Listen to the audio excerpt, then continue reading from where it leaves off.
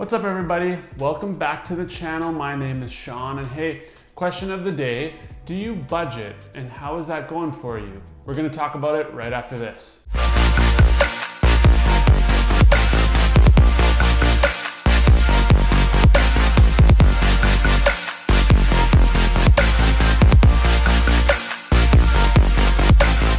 Okay guys, so first off, if you're new here, welcome to the channel. This channel is all about self-improvement and we've been focusing a lot on personal finance lately, so if you're interested, consider hitting that subscribe button. Now when we talk about personal finance, first thing people think of is budgeting. But have you ever tried budgeting? I tried doing it and I honestly lasted for 3 months. I found it really challenging, really difficult. How do you know that month how much you're gonna spend on underwear or food? And what if something happens, like your car breaks down that you gotta fix?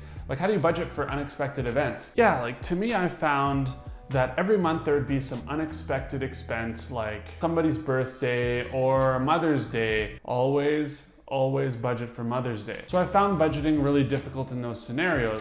But when I look back at my spending over the months, my total amount of money that I spend over the month is pretty consistent. More on that later. First, I just want to say though that budgets are good. I use them, but more for short-term projects, like a vacation. And you want to budget so many dollars for your plane ticket, so much for hotel, so much for food.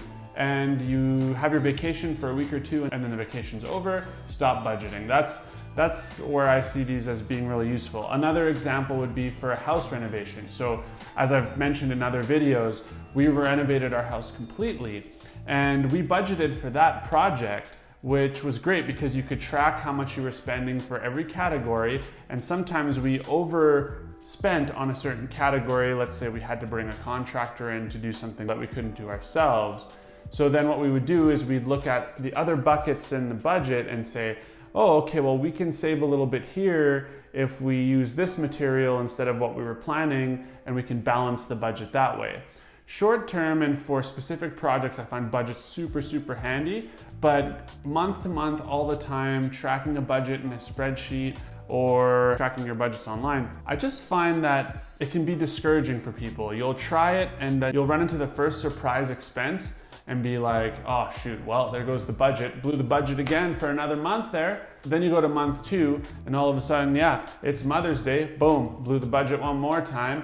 Next month, Father's Day. And then by your 3rd month, you're so sick of trying to track everything that you're like, you know what, budgets aren't for me. And honestly, that was me. So I quit budgeting, quit it. And instead I turned to tracking my spending or spend tracking.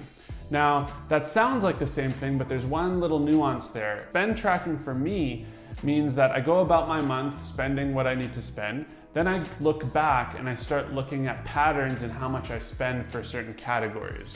Rather than establish those categories ahead of time and say, I need to spend this much on food this month, I look at what I typically spend every month and say, oh, okay, I usually spend $200 a month on food or groceries. So I started doing this for a few months. Then I started to notice trends in how much I would spend on certain categories every month. So as long as I was putting away money for savings and paying off my credit card every month and paying my bills, it was all good. And I could track the trends and start to learn a little bit about my spending habits. Rather than before, setting up a budget without knowing any of these numbers was kind of setting myself up for failure. Now, the coolest thing started to happen when I started to track my spending.